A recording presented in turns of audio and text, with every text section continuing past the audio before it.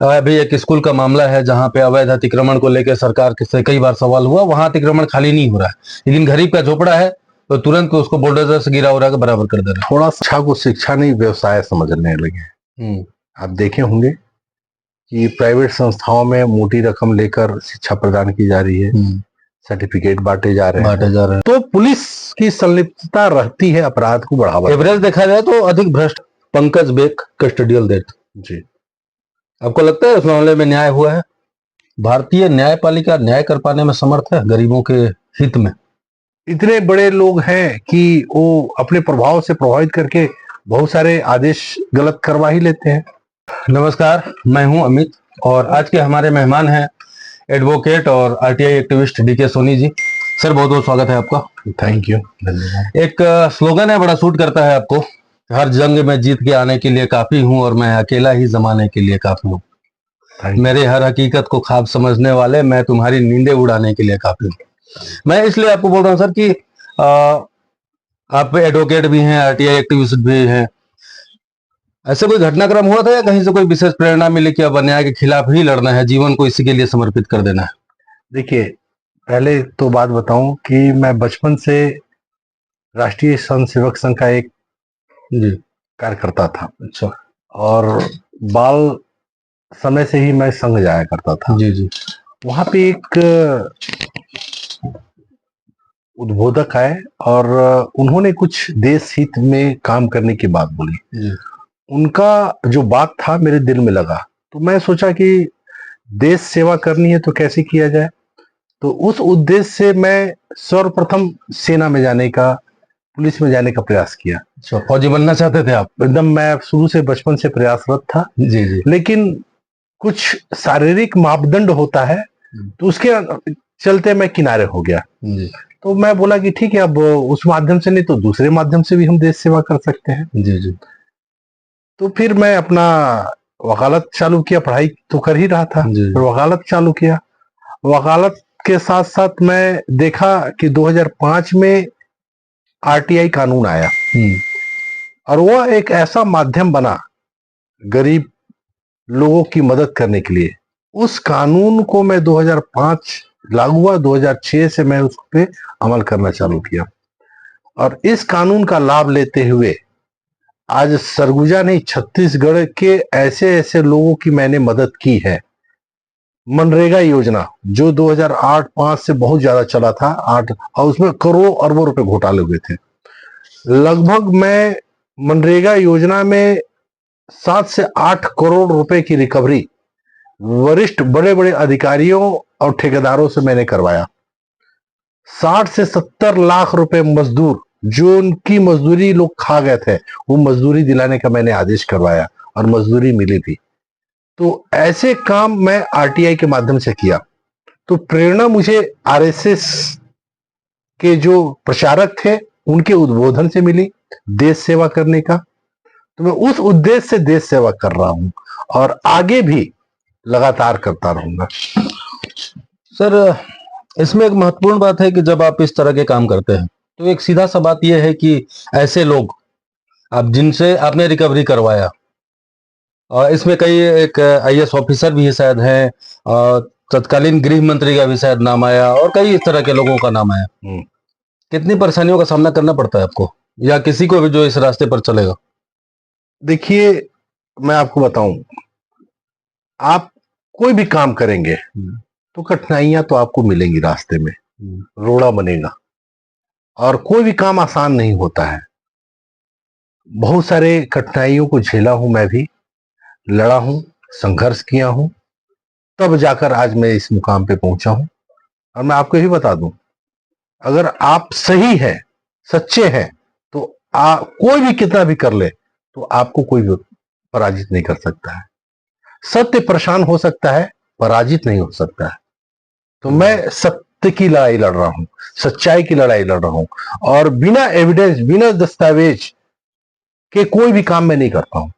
चाहे वो गृह मंत्री का मामला हो, चाहे वो प्रोटोकॉल घोटाला हो, चाहे रिंग रोड घोटाला हो, चाहे बीआरजीएफ घोटाला हो, चाहे गोदाम निर्माण घोटाला हो, ऐसे अनन्य घोटालों जिसका मैंने उजागर किया, जिसके संबंध में मैंने बहुत सारे एफआईआर भी दर्ज करवाए हैं। ऐसा नहीं है कि नहीं, मैं अंतिम क्षण तक लड़ाई लड़ता हूं। अगर मैं मजबूत हूं तो मैं सुप्रीम कोर्ट तक लड़ाई लड़ता हूं। जंगल कट रहे थे, उसके संबंध में आज भी मेरा सुप्रीम कोर्ट में पीआईएल लंबित है अदानी के विरुद्ध, राजस्थान राज्य विद्युत विभाग। 2019 में मैंने जनहित याचिका लगाया है और आज भी वो पेंडिंग पड़ा हुआ है। तो इस बात को अगर थोड़ा सा और अलग ढंग से समझना चाहें, सुप्रीम कोर्ट में पीआईएल लगा है, सुनवाई नहीं हो रहा है अडानी के खिलाफ। अब इस बात को थोड़ा सा और विस्तार से समझा सकते हैं? देखिए, अडानी के खिलाफ है इसलिए कार्रवाई नहीं हो रहा है या सुप्रीम कोर्ट में ये प्रक्रिया ही है? हमने अडानी के विरुद्ध नहीं लगाया है, राजस्थान राज्य विद्युत उत्पादन निगम लिमिटेड के विरुद्ध लगाया है। अच्छा। और हमने जो पीआईएल लगाया है वो अवैध तरीके से जंगलों की कटाई के संबंध में लगाया है, शासकीय भूमि में अवैध तरीके से उत्खनन करने के संबंध में लगाया है। जो भारत सरकार का गाइडलाइन है उत्खनन करने के, उसका उल्लंघन करने के विरोध में लगाया है। और 3-4 बार सुनवाई हुई भी है, उसमें कुछ समय में रोक भी लगाया गया था वनों को काटने के संबंध में। लेकिन इतने बड़े लोग हैं कि वो अपने प्रभाव से प्रभावित करके बहुत सारे आदेश गलत करवा ही लेते हैं। तो मुझे उम्मीद है, भले विलंब हो रहा है, देर होता है, लेकिन न्याय मिलेगा। मुझे पूरी उम्मीद है कि न्याय मिलेगा। आज नहीं तो कल कुछ न कुछ सुप्रीम कोर्ट से अच्छे आदेश आएंगे। बस बेंच अच्छा मिल जाए तो सुनवाई होगी, तो आदेश जरूर होगा। और लोगों की उम्मीद है। आज आप देखे होंगे कि सरगुजा में आप रह रहे हैं, यहाँ पे गर्मी कितनी चरम सीमा बढ़ गई, क्योंकि ये देश का हृदय स्थल है। और हृदय स्थल जो है पूरे घने जंगलों से हुआ करता था। आप कितना भी गर्मी यहाँ हो, रात को आपको एक चादर ओढ़ के ही सोना पड़ता था। क्यों? क्योंकि रात को ठंडी हो जाती थी मौसम। लेकिन आज लाखों की संख्या में जंगल कट रहे हैं। उसका परिणाम हम सरगुजा वासी ही नहीं, पूरे छत्तीसगढ़ और आसपास के अन्य राज्य के लोग भुगत रहे हैं। सर, एक सवाल है, भारतीय न्यायपालिका न्याय कर पाने में समर्थ है गरीबों के हित में? देखिए, न्यायपालिका अपने जगह में न्याय करती है, गरीब हो या अमीर हो वैसा नहीं है। वो कानून से बंधे हुए रहते हैं। जो दस्तावेज उनके न्यायालय में प्रस्तुत हो गया उसी के आधार पर वो आदेश करेंगे। वो गरीब को भी उसी दृष्टि से देखेगा, अमीर को भी उसी दृष्टि से देखेगा।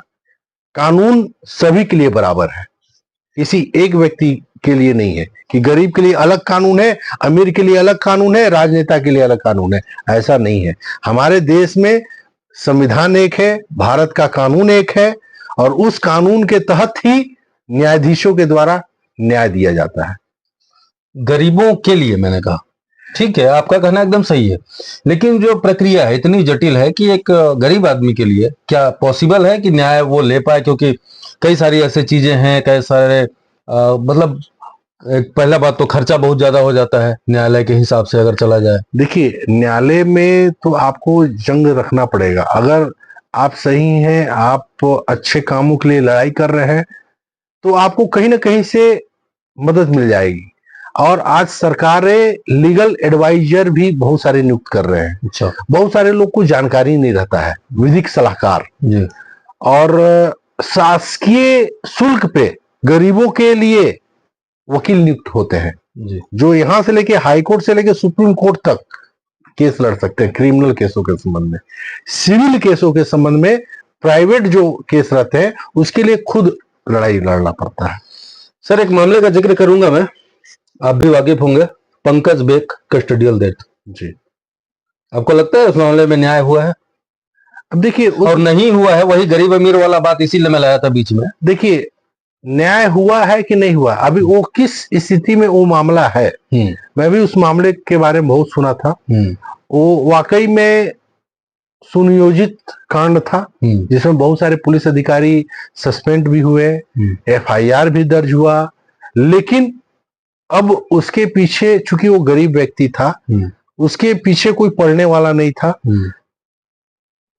और न्याय दिलाने के लिए आपको लगातार लड़ना पड़ता है। ऐसा नहीं कि बीच में छोड़ दिए तो हो जाएगा, ऐसा नहीं। हम भी अगर लड़ाई करते हैं तो उस मामले को भले देर से विलंब से देखेंगे, लेकिन जरूर लड़ेंगे। तो पंकज विवेक के मामले में भी वैसा ही है।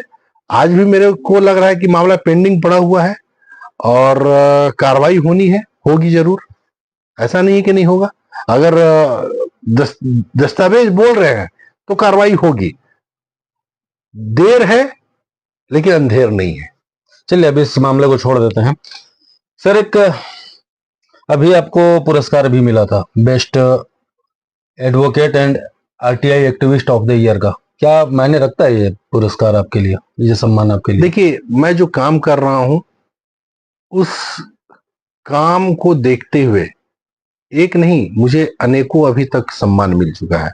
सर्वप्रथम मेरे को पहला सम्मान मिला था हैदराबाद में 2017 में। वहां के विधि विधायी मंत्री और वहां के जस्टिस ने मुझे सम्मानित किया था। वह सम्मान था, मैंने ग्राम न्यायालय की स्थापना को लेकर पूरे देश में सुप्रीम कोर्ट में पीआईएल जनहित याचिका लगाया और उसके लिए 350 किलोमीटर पद यात्रा किया।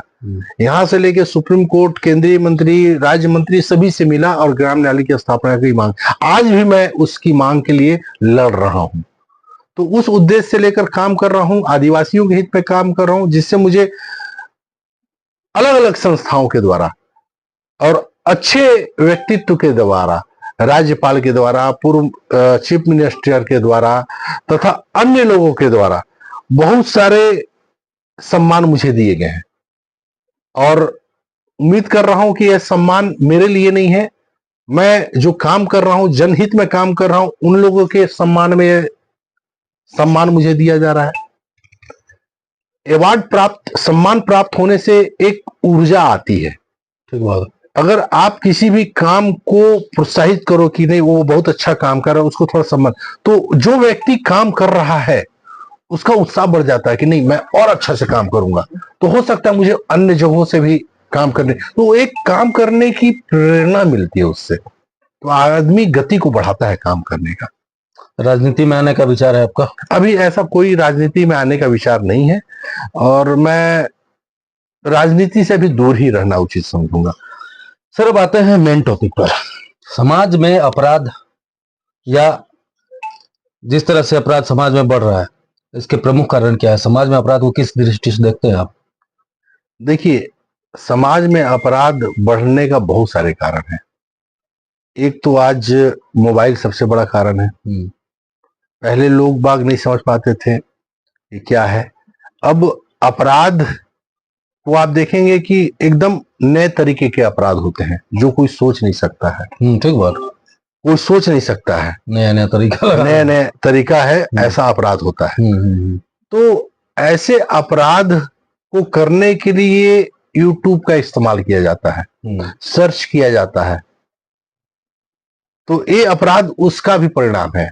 ऐसा नहीं कि बुरा है, यूट्यूब बहुत सारे फायदेमंद की चीजें भी बताई जाती है, लेकिन अपराध करने की भी प्रेरणा उससे मिलती है। आज की स्थिति में जागरूकता की कमी है लोगों में। अपराध में वही लोग संलग्न होते हैं जो थोड़े नीचे तबके के लोग रहते हैं, और बड़े तबके के लोग जो अपराध करते हैं वो बड़े बड़े अपराध करते हैं। आप देखे होंगे करोड़ों अरबों रुपए का घोटाला करते हैं। गरीब तबके के लोग छोटे अपराध करते हैं, छोटा मोटा कोई चोरी हो गया, मारपीट हो गया, अपने आप को अच्छा साबित करने का प्रयास हो जाता है। हमेशा ऐसी घटनाएं होती रहती हैं। और नशीले चीजों का उन लोग को लत लग जाता है, तो उसके चलते भी अपराध की गति बढ़ती है। अगर पुलिस चाहे तो अपराध पे कंट्रोल कर सकती है। उन्हें सब मालूम होता है कि कहां पे नशीले पदार्थ मिल रहे हैं, लेकिन वह कार्रवाई उतनी नहीं करती है। अगर दबाव आता है तो 10% 20% कार्रवाई होगी, बाकी 90% को छोड़ दिया जाता है। तो ऐसी घटनाएं होती हैं जिसके चलते अपराध की गति बढ़ रही है, और कहीं ना कहीं शासन प्रशासन इसके लिए जिम्मेदार है। मेरा एक सवाल था, ये आप उसका जवाब एडवांस में ही दे दिए कि पुलिस अपराध के लिए कितना जिम्मेदार है। मेरा खुद का ये मानना है कि पुलिस अपराध के लिए कहीं ना कहीं, मेरे शब्दों में कहें तो पुलिस अपराध की जननी है। पुलिस वाले जो है कहीं ना कहीं अपराध की को बढ़ावा भी देते हैं, ऐसा मेरे को लगता है निजी तौर पर। देखिए, मैं सब पुलिस के बारे में नहीं बोलूंगा, कुछ पुलिस बहुत अच्छे भी हैं अपवाद के तौर पर। अपवाद के तौर पे बहुत सारे ऐसे हैं अब वो अच्छे अच्छे काम कर रहे हैं और ऐसे ऐसे घोटाले, ऐसे ऐसे करप्शन के मामलों को उजागर करते हैं और कार्रवाई भी करते हैं, किसी से डरते भी नहीं है। और कुछ ऐसे भी अपवाद हैं जो पुलिस विभाग को बहुत बदनाम करके रखते हैं, कार्रवाई नहीं करते हैं, अपने अंडर में कुछ गैंग तैयार कर रखते हैं, अपने संरक्षण में कुछ लोगों को नशीले पदार्थ का बिक्री करवाते हैं। तो बहुत सारे हैं, सब नहीं है, सब नहीं है, सब नहीं है। हाँ, तो पुलिस की संलिप्तता रहती है अपराध को बढ़ावा। एवरेज देखा जाए तो अधिक भ्रष्ट ही निकलेंगे मेरे हिसाब से। मैं तो बता रहा हूँ ना। और फिर अच्छा, एक चीज और है कि अब समाज में अपराध के लिए राजनीति को कितना जिम्मेदार मानते हैं आप? देखिए, अपराध में राजनीति का दोनों का कहीं ना कहीं साथ रहता है।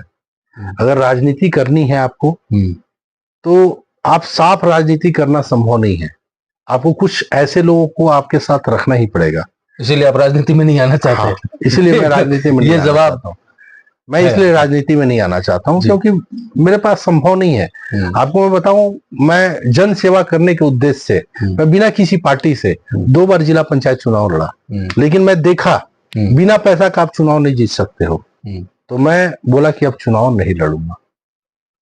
ठीक है, आप ईमानदार की राजनीति नहीं कर सकते। मैं जिस गांव के लिए लड़ा मरा, सब काम किया, उनकी मजदूरी दिलवाई, लेकिन वही मेरा साथ नहीं दिए। क्यों? क्योंकि वो पैसे पे बिक गए। तो ऐसे लोगों को राजनीति में आना शोभा नहीं देता, इसलिए मैं इस राजनीति से दूर हूँ। चुनाव में एक त्योहार जैसा माहौल बना देते हैं कि दारू मुर्गा तो जहां मिल रहा है सब पी पा के नशे में है, और जब होश में आए तब तक लुटिया डूब चुकी है। ये परंपरा बन चुकी है, परंपरा बन चुकी है। चाहे कोई भी राजनीति पार्टियां हों, सभी पार्टियों का यही उद्देश्य रहता है कि साम दाम दंड भेद सब कुछ लगा के बस चुनाव जीतना है। तो राजनीति से मैं बहुत दूर। बहुत सारी पार्टियां आती हैं कि आप आओ, लेकिन मैं अभी नहीं, मूड नहीं है आपका? मूड नहीं है अभी राजनीति से। समाज में अपराध के दर को कम करने के लिए आपके हिसाब से क्या तरीका हो सकता है? बहुत सारे तरीके हैं। आप सबसे पहले अपराध को कम करना है तो नशा पे कंट्रोल कीजिए। अगर नशा कंट्रोल हो गया तो 50% अपराध अपने आप बंद हो जाएंगे। नशा के चलते चोरी, डकैती, लूट, अन्य घटनाएं होती हैं, मारपीट, मर्डर, ये सब नशे का आदि है। एक्सीडेंट, एक्सीडेंट बहुत बड़ा कारण है नशे का। हाँ, नशे का एक्सीडेंट बहुत बड़ा कारण है। ठीक बात। समाज में शिक्षा अपराध को रोकने में कितना सहायक है? बहुत बड़ी बात है। शिक्षा सबसे महत्वपूर्ण है। अगर आदमी शिक्षित रहेगा और उसको कानून की जानकारी मिल जाएगी प्रारंभिक, तो वो अपराध करने से डरेगा। अभी जो शिक्षा की गुणवत्ता है, अभी जिस ढंग का शिक्षा व्यवस्था चल रहा है, जैसे ओपन स्कूल और कई तरह के स्कूल है कि आपके पास डिग्री मिल जा रहा है कि आप ग्रेजुएट हो गए आप, लेकिन जानकारी नहीं मिल रहा है। कई ऐसे भी बातें सामने आती है कि घर में लिख के पर्चा जमा कर दिए और पास हो गया और ये मिल गया। इस तरह की जो शिक्षा है समाज को कितना नुकसान कर रही है? देखिए, शिक्षा प्रदान करने के लिए आजकल प्राइवेट संस्थाएं बहुत सारी हो गई हैं जो अब शिक्षा को शिक्षा नहीं व्यवसाय समझने लगे हैं। आप देखे होंगे कि प्राइवेट संस्थाओं में मोटी रकम लेकर शिक्षा प्रदान की जा रही है, सर्टिफिकेट बांटे जा रहे हैं। ठीक है। तो ये बहुत बड़ा नुकसानदायक है शासन अपने समाज के लिए। आप बिना एग्जाम दिए और बिना वो किए सर्टिफिकेट दे रहे हो। आप छोटा सा उदाहरण दूंगा, मेडिकल। पहले मेडिकल एक सेवा था, जन सेवा था। डॉक्टर को लोग भगवान मानते थे। लेकिन आज ऐसी स्थिति है कि मोटी कमीशन दे दे के डॉक्टर बन जा रहे हैं लोग, उनको इलाज करने नहीं आता है। तो वो प्रभाव दुष्प्रभाव किसके ऊपर पड़ेगा? मरीज के ऊपर पड़ेगा। उसकी जान से साथ खेलते हैं लोग। अन्य जगह आप देखेंगे कि शहर में नहीं, पूरे प्रदेश में, अब उदाहरण दूंगा, कुकुरमुत्ते की तरह नर्सिंग कॉलेज, तो लैब कॉलेज ऐसे खुल गए हैं। ठीक है। उनके पास टीचर नहीं है सही, पढ़ाने वाले सही नहीं है, लेकिन खोल के बैठे हुए हैं। क्यों? क्योंकि उनसे मोटी कमाई उनकी हो रही है, सर्टिफिकेट बट रहा है। समाज नुकसान उठाएगा। सुई लगाने नहीं आएगा लेकिन नर्स बन जाएंगे, एनएम बन जाएंगे। उनको लिखने नहीं आएगा कौन सी दवाई है, क्या पढ़ने नहीं आएगा, लेकिन उसके बाद भी वो बन जाएंगे। तो ये सब बुराइयां हैं। सुधार कैसे होगा सर? यही जानने आपके पास आया हूं। सुधार शासन के हित में है, शासन को इस सब पे कंट्रोल करना पड़ेगा। अभी गोल घूम गया ना मामला, अब शासन में भ्रष्ट लोग ही आएंगे क्योंकि उनको दारू मुर्गा बांटना है। देखिए वो यहाँ आने के बाद एक ये भी बड़ा महत्वपूर्ण बात है कि जो दारू बांट के खर्चा करके चुनाव जीता है। देखिए राजनीति में भी बहुत अच्छे अच्छे लोग हैं, ऐसा नहीं है। आपको मैं उदाहरण बताना चाहूंगा, देश में नितिन गडकरी ऐसा ईमानदार व्यक्ति आज पूरे देश में देखिएगा रोड की जाल बिछा दी है। मंच से बोलते हैं कि मैं जो बोलो मैं रोड बनाने के लिए तैयार हूं, आप आओ, मेरे पास कमी नहीं है, मैं आपको दूंगा। आज देश में कहीं भी आप चले जाइए, रोड की स्थिति बहुत अच्छी है और अच्छा काम कर रहे हैं। और भी बहुत सारे मामलों में और भी बहुत सारे मंत्री हैं और भी बहुत सारे नेता हैं जो देश हित में काम कर रहे हैं। सर आईएएस ऑफिसर के बीच में काफी रहे हैं आप, करीब से जानते हैं। एक करप्ट आईएएस ऑफिसर कितना नुकसानदायक है जिले के लिए या प्रदेश के लिए या समाज के लिए? बहुत ज्यादा नुकसानदायक है। और इन पर कार्रवाई किस तरह की होती है? एक तरह से माना जाए तो जिले का राजा होता है मुखिया। अगर कोई कलेक्टर आईएएस ऑफिसर बना हुआ है तो जिले का मुखिया होता है। ठीक है। आपको मालूम होगा कि यही मुखिया लोग ऐसे ऐसे करप्शन करते हैं कि करोड़ों अरबों का घोटाला कर देते हैं। वो पैसा कहाँ का रहता है? आम जनता के विकास के काम का रहता है। ठीक है। आम जनता के जो भी काम होते हैं उनके लिए रहता है, लेकिन यह काम पूरा ऐसा कर देते हैं कि घोटाला करके पूरा खा जाते हैं। कमीशन खोरी में पूरा का पूरा लुटिया डूब जाता है। आप प्रदेश में देखे होंगे कि बड़े बड़े आईएएस ऑफिसर अभी जेल में साल 2-2 साल से बंद पड़े हुए थे, अभी उनकी जमानत हुई है सुप्रीम कोर्ट से। एक बात सुनने में आता था, जहन में भी था कि आईएएस से आईपीएस जब करप्ट हो जाते हैं, पर्याप्त सबूत ना हो तो उनको दबाव डालकर रिजाइन करवाया जाता है या लीव में भेज दिया जाता है। ऐसा होता है क्या? एकदम ऐसा ही होता है। क्योंकि मेरे को भारतीय राजनीति में एक दो नेता ऐसे लगते हैं जो आईएएस का नौकरी छोड़ के आए हैं, लेकिन मेरे को चेहरा से लगता है करप्ट है। ये जो है ये झूठ बोल रहे हैं कि मैं ईमानदार हूँ। क्या होता है कि आदमी एक सिस्टम बन चुका है ऊपर पे शुरू से ही। अब उस सिस्टम से अलग ईमानदार व्यक्ति भी नहीं हो पाता है, वो भी कहीं ना कहीं उस सिस्टम से दब जाता है। अगर एक ईमानदार है और 99 उसके ऊपर दबाव देंगे तो अकेला दब जाएगा, भले वो कम करेगा लेकिन वो दबा रहेगा। तो उसके चलते ना काम नहीं हो पाता है सही तरीके से। पुलिस विभाग में एक कहावत है कि ईमानदार आदमी को पुलिस विभाग बर्दाश्त नहीं करता है। एकदम मानते हैं आप? एकदम सही मानता हूँ। आपके शब्दों में बताइए कैसे मानते हैं, कहाँ अनुभव किया आप इस बात को? बहुत सारे ऐसे पुलिस अधिकारी रहते हैं जो अपनी ईमानदारी के बोलबाला रखे रहते हैं और काम करते हैं, लेकिन उनके पास ऐसे दबाव आ जाते हैं उनके वरिष्ठ अधिकारियों के कि वो चाह के भी वो काम नहीं कर पाते हैं, चाहकर भी वो काम नहीं कर पाते हैं। तो अगर कर दिए तो विरोध हो जाता है कि वरिष्ठ अधिकारी का, तो उनका क्या होता है, सस्पेंशन हो जाता है या ट्रांसफर हो जाता है। ऐसी घटनाएं होती रहती हैं, हम लोग सुनते रहे, आप भी समाचार पत्रों में देखते होंगे, हम भी देखते हैं, ऐसी घटनाएं लगातार होती रहती हैं। हाँ, मैं भी सुना हूं इस बात को। सर छत्तीसगढ़ में अभी आपके हिसाब से बेस्ट नेता कौन है जो छत्तीसगढ़ निर्माण कर सकता है, जिसमें सामर्थ्य है? देखिए अभी किसी के बारे में बोलना उचित नहीं है। बहुत सारे ऐसे राजनीतिक लोग हैं जो छत्तीसगढ़ के हित में सोचते हैं, समझते हैं। हर वर्ग के लोग हैं। क्या होता है कि कुछ राजनेता जो हैं मोहरे बन के रह जाते हैं, स्वतंत्र होकर काम नहीं कर पाते हैं। और जिस दिन स्वतंत्र होकर काम कर देंगे उस दिन प्रदेश का भला हो जाएगा। वो तो ठीक बोल रहे हैं आप, लेकिन ऐसा कोई है आपकी नजर में जो लगता है कि ये बिना दबाव के कर लेगा या इसको मौका मिले तो शायद ये कर ले? ऐसा देखिए अभी किसी का नाम, मैं क्या बोला, किसी का नाम लेना उचित नहीं है। अब कौन व्यक्ति क्या कर रहा है, किस स्थिति में है, वो बताना उचित नहीं है। चलिए एक बात ये बताइए, आप एक्टिविस्ट के तौर पर, एक समाज सेवी, एक एक्टिविस्ट, क्या अपेक्षा करता है समाज से, किस तरह की अपेक्षा करता है? देखिए, कैसे आपको सहयोग समाज करे कि आप एक अपराध मुक्त समाज बना सके? मेरा यही सहयोग है कि अगर मैंने किसी मामले का खुलासा किया तो उसको अन्य लोगों के साथ मिलकर उस मामले को अंतिम तक पहुंचाने का प्रयास करें, वो मेरा सहयोग रहेगा। तो उस ऐसा लोगों के मन में आ जाता है कि मैंने उस मामले का खुलासा करके छोड़ दिया। अरे मैं तो बोलता हूं कि मैंने जो मामले को उठाया है उसको अन्य जन सहयोग से अंतिम क्षण तक पहुंचा है, जिससे मुझे मजबूती मिलेगी।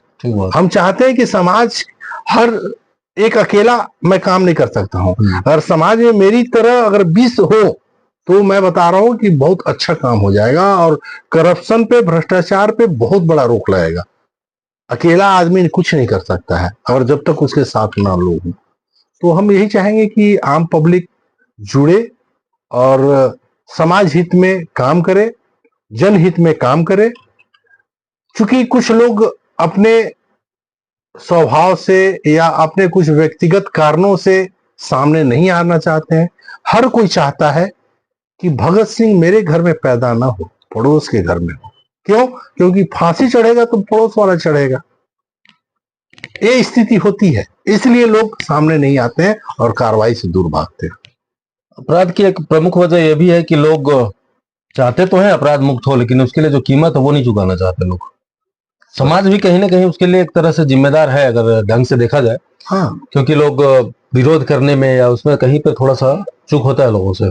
बहुत सारी चूक होती रहती है। अगर बोल रहा हूं ना, समाज के लोग स्वयं जागरूक हो जाए तो बहुत सारी घटनाएं, बहुत सारे अपराध अपने आप में रुक जाएंगे। वर्तमान में जो बीएनएस के धाराओं में पुलिस को कुछ अधिकार अधिक दे दिए गए हैं, इससे समाज को फायदा होगा कि नुकसान होगा? देखिए, कुछ कुछ मामलों में है और कुछ कुछ मामलों में नहीं है। अब संविधान में या कानून बना है तो उसको तो हमको सर्वोपरि मानना ही है। उसमें तो हम उसका कुछ वो नहीं कर सकते हैं। ठीक बात। तो संविधान में जो संसद ने पास किया कानून, उस तो हमारी सर्वोपरि है। अब नुकसान हो या फायदा हो, इसको तो हम वो नहीं कर सकते हैं। जो कानून बन गया अब उसी के तहत हमें काम करना है। वो ठीक है, लेकिन अगर कहीं कमी लगता है तो उसको सुधारने का एक प्रयास मेरे को लगता है कि सुधारने का प्रयास अब एक अकेला आदमी नहीं सुधार सकता। ठीक है, आपका कहना सही। क्या होता है कि पुलिस, वैसे भी पुलिस से लोग परेशान है। राजीव दीक्षित जी का नाम सुने होंगे आप? सुना हूं। उनका एक बड़ा प्यारा सा स्पीच था कि पहले भारत में पुलिस नहीं होती थी, आर्मी होती थी। और उनके अकॉर्डिंग मैं ये बता रहा हूं, उनका मानना था कि 65 से 67%, लगभग 70% तक जो अपराध हो रहा है उसकी वजह पुलिस है। पुलिस विभाग को ही बंद कर दिया जाए तो 70% अपराध कम हो जाएगा। उसके जगह पर आर्मी होती थी, कार्रवाई अलग होगी सिविल के हिसाब से, और जहां बात नहीं बन रहा वहां फिर आर्मी जाएगी, फिर पुलिस वाला रोल नहीं रहेगा। तो वर्तमान में तो पुलिस विभाग को बंद करना संभव नहीं है, लेकिन पुलिस विभाग से अगर इन्वेस्टिगेशन का पावर लेकर किसी योग्य, जैसे अब 12वीं पास सिपाही अगर उस पे क्या कहते हैं उसको, अगर विवेचना करता है तो क्वालिटी, थोड़ा सा विवेचना का क्वालिटी अच्छा नहीं आएगा मेरे को लगता है। देखिए, बहुत सारे कानून में सुधार आते रहते हैं और हमेशा समय समय में सुधार होता रहता है। रही विवेचना की बात, तो अभी नए में दे दिया है कि आरक्षक, प्रधान आरक्षक भी विवेचना कर सकता है। कुछ दिन पहले ही आप पेपर में भी पढ़े होंगे। मैं पढ़ा हूँ, इसी से सवाल को खड़ा किया मैं। प्रधान आरक्षक भी विवेचना कर सकता है। किसी भी प्रकरण में विवेचना बहुत महत्वपूर्ण होती है। अगर विवेचना की कड़ी गलत दिशा में जाए तो पूरा का पूरा खत्म हो जाता है प्रकरण। बहुत सारे मामले झूठे भी रहते हैं, उसमें भी गलत विवेचना करके पेश होता है तो बाइज्जत बरी कोर्ट से हो जाते हैं। अगर आप दूसरे देशों के कानून को देखेंगे तो उसमें इतनी बड़ी कड़ी विवेचना होती है कि अगर अपराधी बच नहीं पाता है और बचा तो फिर जो विवेचक है उसके ऊपर कार्रवाई हो जाती है। तो ऐसी कानून भी है, लेकिन हमारे देश में ऐसा संभव नहीं है। अगर जहां गलत विवेचना वाले के विरुद्ध कार्रवाई होना चालू हो जाए तो विवेचना ऑटोमेटिक सही हो जाएगी। मैं राजस्व विभाग में भी सुधार के लिए माननीय मुख्यमंत्री को, राज्यपाल को दिया हूं। आप देखे होंगे सैकड़ों राजस्व के मामले लंबित रहते हैं। तो क्या होता है कि राजस्व के मामले इसलिए लंबित हो जाते हैं, कोई भी राजनीतिक दल के नेता मंत्री और भी कोई आते हैं तो उनको दौरा, उनके पीछे उनकी ड्यूटी लग गई तो यहाँ दौरा जाना है। हमने मांग की है कि कम से कम प्रकरणों की सुनवाई के लिए अलग से ही तहसीलदार नियुक्त किया जाए, एसडीएम नियुक्त किया जाए, कलेक्टर की जगह अपर कलेक्टर ने, सिर्फ वह न्यायालय के मामलों की ही सुनवाई करे। तो मैं बता रहा हूं कि छत्तीसगढ़ में ऐसे मामले इतने हैं कि वो तुरंत पेंडेंसी खत्म हो जाए। हमने मांग किया शासन से, अगर इसमें कार्रवाई नहीं होगी तो मैं जनहित याचिका भी लगाऊंगा माननीय उच्च न्यायालय में, उसकी भी तैयारी करके रखूं। वैसे आप एडवोकेट हैं, सलाह का फीस लेते हैं, लेकिन एक सलाह मुफ्त में दे दीजिए हमारे दर्शकों के लिए कि पुलिस अगर आपको फर्जी अपराध में फंसाती है, जो ऐसा कि एक आम धारणा है कि पुलिस लपेट देती है किसी भी अपराध में, उससे बचने का क्या उपाय है एक आम आदमी का? देखिए, बचने का उपाय ये है कि अगर आपको गलत मामले में फंसाती है तो आप सर्वप्रथम तो उसके संबंध में हर जगह शिकायत कीजिए, चाहे आप एसपी को कीजिए, आईजी को कीजिए, और उसके बाद न्यायालय में भी आप कीजिए और पूरी घटनाक्रम को बताइए।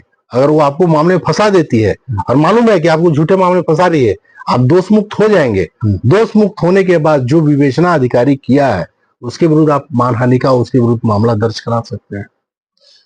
इसमें एक चीज, एक पॉइंट फंस जाता है, थोड़ा सा न्यायालय के बारे में कमेंट तो नहीं कर सकता, इतना साहस नहीं है मेरे पास, लेकिन मेरे को ऐसा लगता है कई मामलों में न्यायालय एक जजमेंट देती है कि साक्ष्य के अभाव में बरी किया गया। ये थोड़ा मेरे को पेचीदा लगता है। नहीं, न्यायालय का शब्द वैसा ही रहता है, साक्ष्य के अभाव में ही लिखेंगे, क्योंकि मैं क्या बोला आपको, विवेचना गलत किया वो और साक्ष्य नहीं मिला तो न्यायालय साक्ष्य के अभाव में ही लिखे।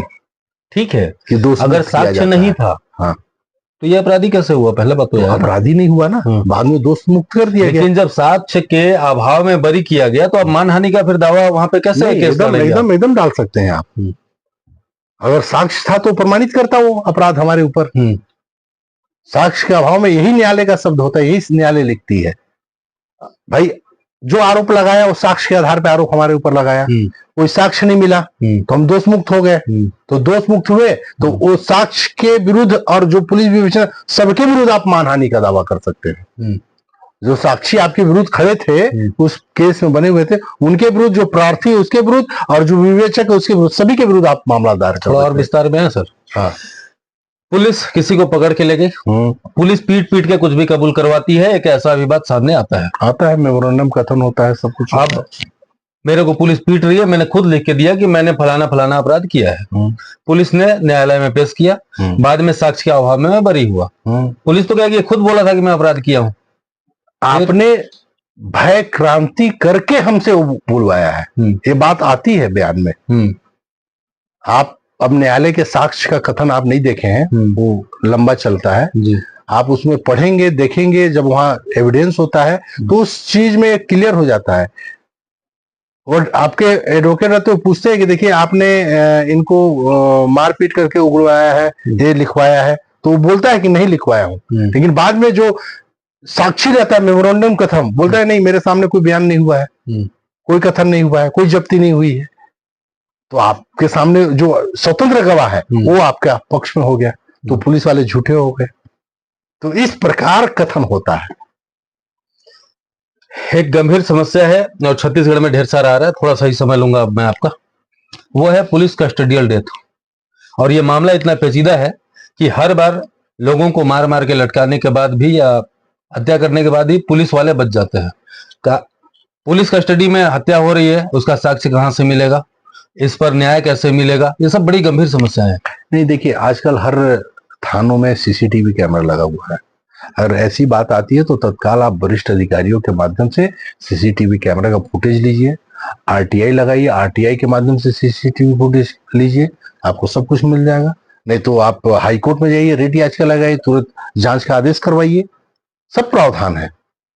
आपको उसके लिए लड़ना पड़ेगा और आज लड़ेंगे तभी जीतेंगे, नहीं लड़ेंगे तो आप कुछ नहीं कर सकते हैं। आखिरी विकल्प है लड़ना पड़ेगा आपको। लड़ने के लिए पैसा चाहिए, हाई कोर्ट जाएगा, सुप्रीम कोर्ट, पैसा तो चाहिए ना।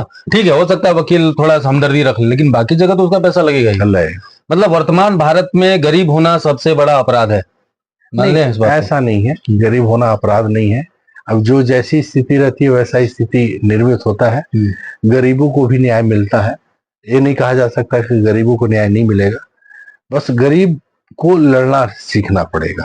बस एक से एक मददगार वकील है जो मदद करते हैं, सही जगह पहुंच जाए। बस हाई कोर्ट से लेकर डिस्ट्रिक्ट कोर्ट से लेकर सुप्रीम कोर्ट तक में ऐसे ऐसे वकील हैं जो गरीबों की मदद करते हैं।